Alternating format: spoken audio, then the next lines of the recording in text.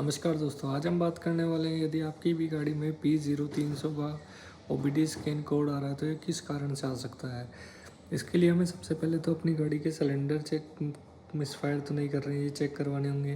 फिर अपने गाड़ी के स्पार्क प्लग चेक करवाने होंगे, जो कि कोई स्पार्क प्लग शॉर्ट तो नहीं है जिसकी वजह से वो करंट लीक कर रहा हो, या अपनी गाड़ी के इग्निटर कोयल, फ्यूल इंजेक्टर और वैक्यूम लीक भी चेक करवाने की वजह से भी कई बार P0300 का कोड आ जाता है। ऐसी और वीडियोस के लिए आप चैनल से जुड़े रहें। Thank you so much. आपको वीडियो कैसा लगा कमेंट करके ज़रूर बताएं। Thank you so much.